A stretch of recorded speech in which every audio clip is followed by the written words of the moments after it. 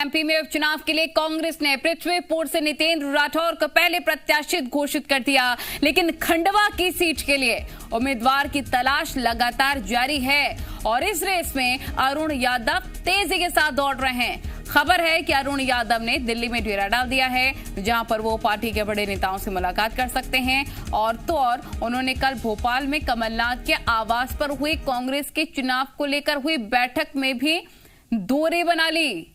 हालांकि बैठक के बाद सज्जन सिंह वर्मा ने उन्हें उपचुनाव के लिए योग्य प्रत्याशी बताया। अरुण यादव ने आज एक शेर भी ट्वीट कर दिया, विरोधियों पर निशाना साधा।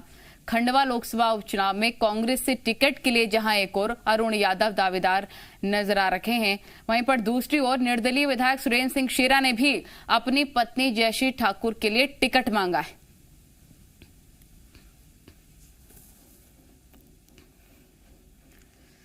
तो खंडवा उपचुनाव में टिकट के दावेदार अरुण यादव ने ट्वीट करके विरोधियों पर हमला बोला है। उन्होंने लिखा कि मेरे दुश्मन भी मेरे मुरीद हैं, शायद वक्त बेवक्त मेरा नाम लिया करते हैं, मेरी गली से गुजरते हैं छुपाकर खंजर, रूबरू होने पर सलाम किया करते हैं। ये ट्वीट शाराना अंदाज में अरुण यादव की तरफ से किया गया है। अब इस शेर के क्या मायने हैं वो भी जानेंगे, लेकिन खंडवा से कांग्रेस का प्रत्याशी कौन होगा, इस पर पेंच अभी फंसा हुआ है। इन सबके बीच आपको बता दें कि जो मीटिंग रखी गई थी कांग्रेस की तरफ से कमलनाथ के घर पर, उसमें भी वो पहुंचे नहीं। दरअसल कमलनाथ के आवास पर मीटिंग हुई थी चुनाव को लेकर, लेकिन अरुण यादव ने उस मीटिंग से भी दूरी बना ली। हालांकि बैठक के बाद सज्जन सिंह वर्मा ने उन्हें उपचुनाव के लिए योग्य प्रत्याशी बताया। अरुण यादव ने आज एक शेर भी ट्वीट कर दिया है और अपने विरोधियों पर निशाना साधा है। खंडवा लोकसभा चुनाव में कांग्रेस के टिकट के लिए पेंच और ज्यादा फंसता नजर आ रहा है। सुरेंद्र सिंह शेरा अपनी पत्नी की टिकट मांग पर अड़े हुए हैं, वहीं पर अरुण यादव भी लगातार दावेदारी ठोकते नजर आ रहा है। खंडवा उपचुनाव में टिकट के दावेदार अरुण यादव ने ट्वीट करके विरोधियों पर हमला बोला। ये शाराना अंदाज वो दिखाते नजर आए हैं कि मेरे दुश्मन भी मेरे मुरीद हैं, शायद वक्त बेवक्त मेरा नाम लिया करते हैं, मेरी गली से गुजरते हैं छिपा के खंजर, रूबरू होने पर सलाम किया करते हैं।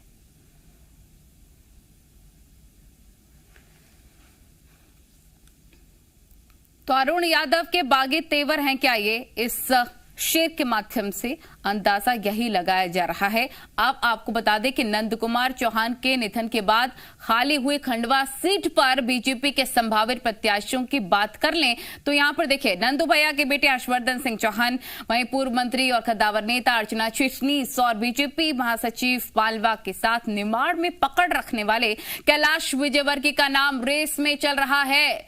वहीं कांग्रेस की तरफ से देखिए, अरुण यादव की दावेदारी मजबूत दिख रही है। निर्दलीय विधायक सुरेंद्र सिंह शेरा भी अपनी पत्नी के लिए कांग्रेस से टिकट की मांग कर रहे हैं, यानी कि कांग्रेस से अरुण यादव और जयश्री ठाकुर संभावित प्रत्याशी हैं। बीजेपी की तरफ से कौन है ये भी हमने आपको बता दिया है। खंडवा लोकसभा देखिए, अरुण यादव संभावित प्रत्याशी कांग्रेस की तरफ से बताया जा रहे हैं। सुरेंद्र सिंह शेरा की पत्नी भी दावेदारी ठोकते नजर आ रहे हैं। सुरेंद्र सिंह शेरा लगातार उनको टिकट दिलाने के लिए कमर कसते नजर आ रहे हैं। प्रमोद जी मीडिया रिपोर्टर तमाम जानकारी के साथ लाइव जुड़ गया। प्रमोद, अब खंडवा सीट पर पेच फंसा हुआ है और खंडवा सीट पर हर कोई अपनी दावेदारी ठोक रहा है, लेकिन अरुण यादव की तरफ से जो शेर लिखा गया है ट्वीट के माध्यम से, उसके क्या मायने?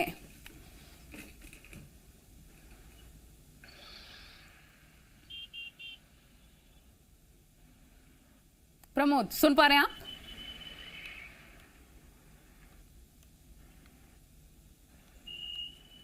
ठीक है, एक बार फिर से कोशिश करेंगे संपर्क साधने की। फिलहाल आपको बता दें कि खंडवा उपचुनाव में टिकट के दावेदार अरुण यादव ने ट्वीट करके विरोधियों पर हमला बोला है और ये शाराना अंदाज का ट्वीट हम आपको दिखा रहे हैं। इसके मायने क्या है ये भी जानने की कोशिश करेंगे, लेकिन फिलहाल उठापटक और ज्यादा तेज होती हुई नजर आ रही है। खंडवा सीट के लिए हर कोई दावेदारी ठोकता नजर आ रहा है। वहीं आपको बता दें कि एमपी में उपचुनाव के लिए कांग्रेस ने पृथ्वीपुर से तो नाम घोषित कर दिया है, लेकिन अभी बीजेपी की तरफ से बाकी है। खंडवा सीट की भी हम बात कर रहे हैं। खंडवा सीट पर हर कोई दावेदारी ठोकता कांग्रेस बीजेपी की तरफ से नजर आ रहे हैं। सुधीर हमारे रिपोर्टर तमाम जानकारी के साथ जुड़ गए हैं। खंडवा लोकसभा सीट की अगर हम बात कर लें, हर किसी की निगाहें इसी पर टिकी हुई हैं सुधीर, और ये हॉट सीट है और दावेदारी भी दोनों ही पार्टी की तरफ से ठोकी जा रही है। लेकिन अरुण यादव ने जिस शायराना अंदाज में ट्वीट किया है उसके मायने क्या समझे जाएं?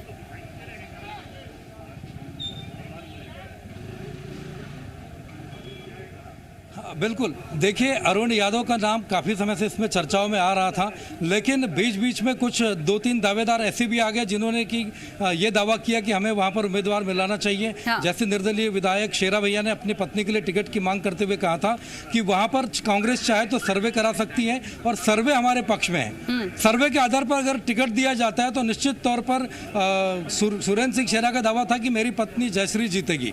लेकिन अब अरुण यादव का जो शेर है कि मेरे दुश्मन भी है मेरे मुरीद शायद, वक्त बेवक्त मेरा नाम लिया करते हैं, मेरी गली से गुजरते हैं छुपा के खंजर, रूबरू होने पर सलाम किया कर सकते हैं। इस शेर के मायने बहुत गहरे हैं। किससे ये पता कर सकते हैं कि अरुण यादव तक शायद इस तरह की कोई खबर अभी पहुंची नहीं है। दूसरी चीज ये भी है कि जब कल चुनाव को लेकर बैठक हुई थी तो उस बैठक को लेकर भी कोई चीज क्लियर नहीं हो पाई थी। उस बैठक में अरुण यादव का शामिल न होना भी कहीं ना कहीं कुछ न कुछ इशारा दे रहा है कि कांग्रेस की जो सीट है खंडवा लोकसभा को लेकर, वहां पर उम्मीदवारों को लेकर स्थिति अभी भी पसोपेश में है, यानी कि कांग्रेस अभी भी कुछ भी तय नहीं कर पाई है।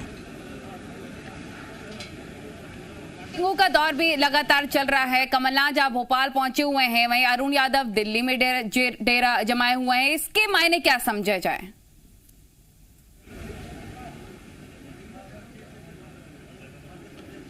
देखिए, कमलनाथ जी अभी दिल्ली पहुंचे नहीं हैं। अभी सुनने में ये भी आ रहा है कि रेगांव में भी इनके उम्मीदवारों को लेकर कशमकश जारी है। वहां से भी बीएसपी की उम्मीदवार ने इच्छा जताई है, शायद वो कांग्रेस में शामिल होने वाली है और टिकट की दावेदारी में भी उनका नाम चल रहा है। तो कमलनाथ जी इसको लेकर भी मुलाकात कर रहे हैं अपने कार्यकर्ताओं और पदाधिकारियों के साथ। लेकिन हमने तस्वीर देखी, सुलोचना रावत भाजपा में शामिल हुई है, उसमें भी कांग्रेस की कहीं ना कहीं कुछ न कुछ नींदें उड़ा दी।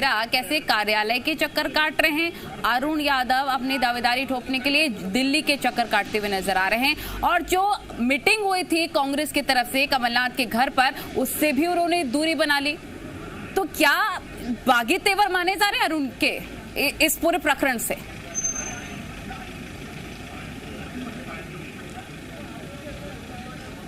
देखिए, सियासत जो है वो ये कह सकते हैं कि पल पल अपने रंग बदलती हैं। आपने खास तौर पर जब लोकसभा के आम चुनाव होते हैं, पूरे देश के जब चुनाव होते हैं, तब आपने इस तरह की हलचल या सियासत को इस तरह के रंग बदलते आपने देखा होगा।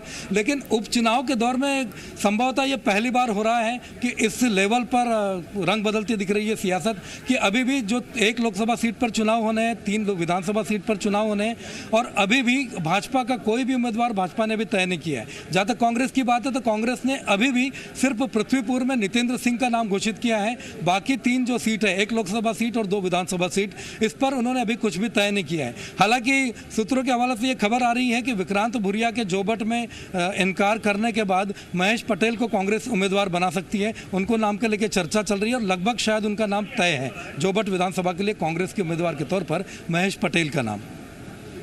अब देखिए, इस पर अभी खंडवा सीट पर पेच फंसा है और ये महत्वपूर्ण सीट भी है। दोनों की निगाहें 2023 के सेमीफाइनल्स अभी से ही शुरू हो जा रहे हैं दोनों ही पार्टी की तरफ से। लेकिन बीजेपी की तरफ से अभी किसी भी सीट के लिए प्रत्याशी के नाम का ऐलान नहीं हुआ है और ये सीट क्योंकि महत्वपूर्ण है इसलिए इतना ज्यादा वक्त लिया जा रहा है।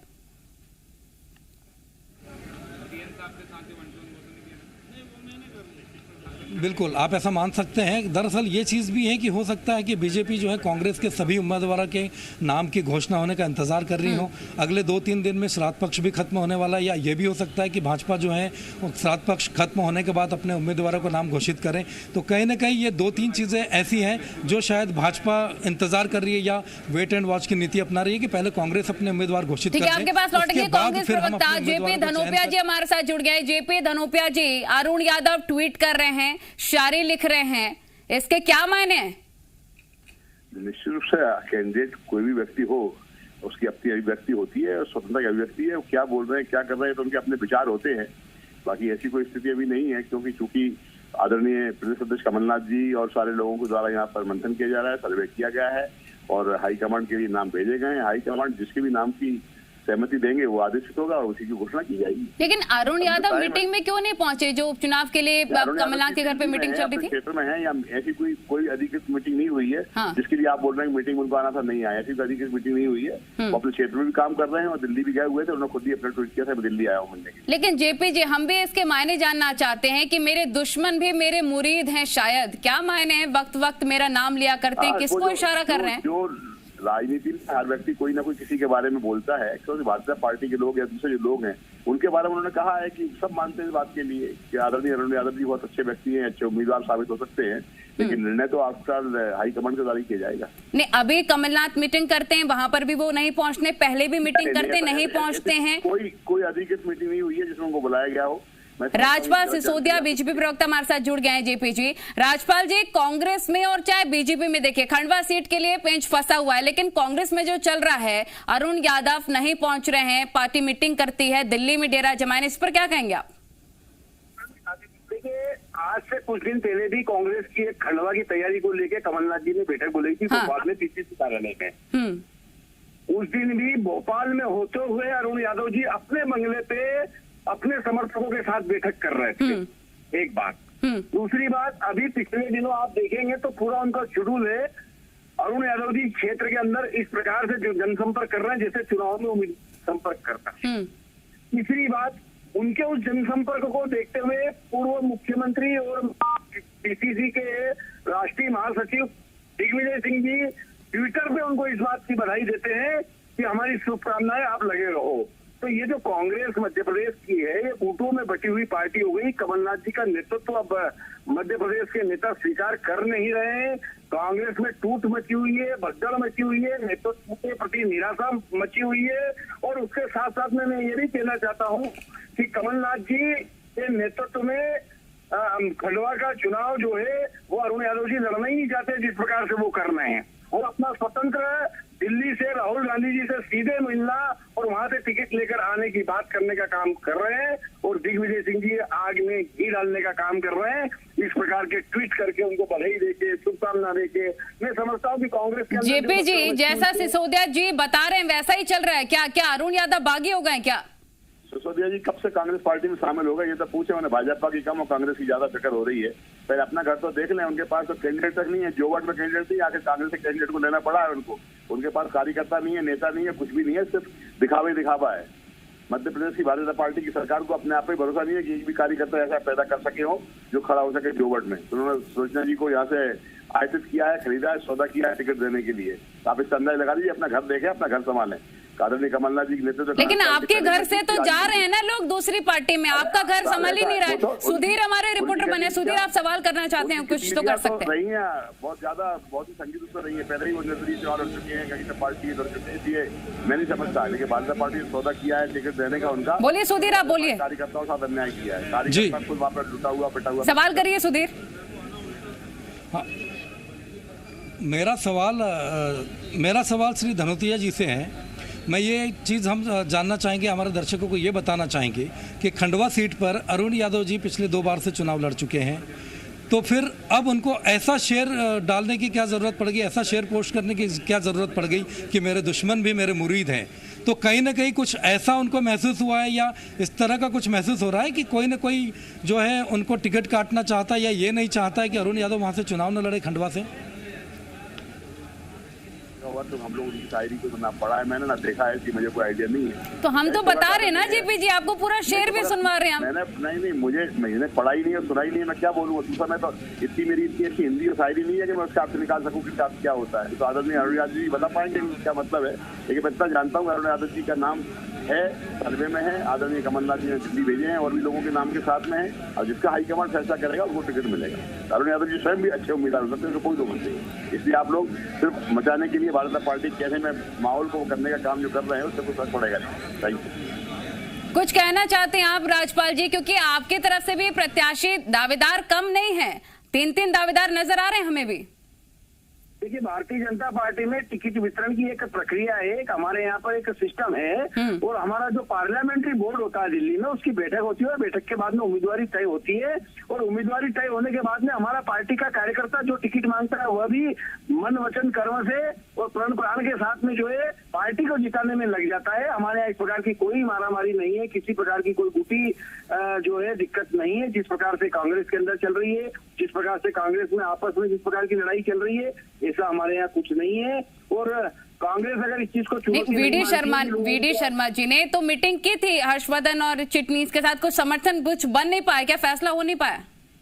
नहीं, वीडी शर्मा जी ने, माननीय प्रदेश अध्यक्ष जी ने हमारे खंडवा क्षेत्र के सभी प्रमुख कार्यकर्ताओं को बुलाया था, पूरे संसदीय क्षेत्र के, और उन लोगों के साथ बात करने का काम किया। और बात सिर्फ उम्मीदवारी के विषय पे बात हुई हो ऐसा नहीं है, चुनाव के कई सारे बिंदु होते हैं, उन बिंदुओं पे बात करके हमारे जो चुनाव प्रबंधन के संयोजक है माननीय भूपेंद्र सिंह जी, जो कि मंत्री है, कैबिनेट मंत्री, वे भी सबके साथ बैठे और उन्होंने पूरा बूथ मैनेजमेंट से लेकर चुनाव मैनेजमेंट को लेकर गहन चर्चा प्रमुख पदाधिकारियों के साथ करने का काम किया है। उसमें वे सब, लेकिन आपसे तो हम ये भी जानना चाहेंगे, कांग्रेस की तरफ से एक प्रत्याशी के नाम का ऐलान हो चुका है पृथ्वीपुर से, आप कब ऐलान कीजिएगा?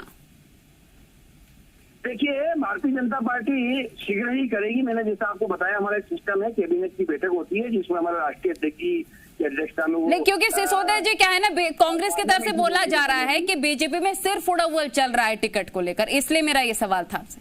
ये कांग्रेस के द्वारा झूठा प्रोपोगंडा है, इस तरीके से प्रचारित कर रहे हैं, और इस प्रचार में कोई दम नहीं है, ये झूठी बातें हैं। ठीक है, कुछ कहना चाहेंगे जेपी जी? जी, कुछ कहना चाहेंगे आप दावेदारी को लेकर, क्योंकि बीजेपी में आप कांग्रेस पार्टी की तरफ से कहा जाता रहा है कि सिर्फ उड़ावल चल रहा है, वो कह रहे हैं कि मीटिंग हो रही है, डिसाइड हो रहा है। कृष्ण बरारी मोगे, अर्चना चिटनीस, हर्षो सिंह चौहान, ये सारे के सारे जिससे लड़ रहे हैं वहाँ पर, उनसे पूछिए साहब उनका भविष्य क्या है। हमारे यहाँ तो कैंडिडेट बहुत जल्दी डिक्लेयर हो जाएगा, और जो जिताऊ कैंडिडेट है वही डिक्लेयर होगा। लेकिन जोबट में जो तस्वीर आ रही है उस पर आप क्या कहेंगे? पार्टी छोड़ छोड़ के जा रहे हैं लोग। फर्क नहीं पड़ा। जोवट की जो कैंडिडेट थी उनकी जो गतिविधियां बहुत संगीत थी, पहले भी पार्टी के भी चुनाव लड़ चुकी है, इसलिए बहुत ज्यादा फर्क नहीं पड़ता। लेकिन भारतीय जनता पार्टी ने उनके कार्यकर्ताओं के साथ, उनके नेताओं के साथ धोखा किया है, उसका जवाब उनको दमोह की तरह देंगे कि आपने ले जाकर टिकट दे दिया दूसरे किसी व्यक्ति को बाहर के लाके, और भाजपा के लोगों को दरी उठाने के लिए छोड़ दिया, तो उसका खामियाजा उनको बिल्कुल दमोह की पैटर्न रहेगा।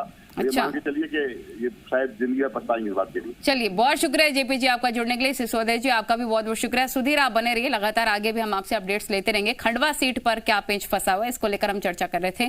दरअसल खंडवा से कांग्रेस का प्रत्याशी कौन होगा, इसको लेकर लगातार टिकट को लेकर दावेदारी ठोकी जा रही है। दरअसल आपको बता दें कि अरुण यादव ने ये ट्वीट किया, जो हम आपको टेलीविजन स्क्रीन पर दिखा रहे हैं।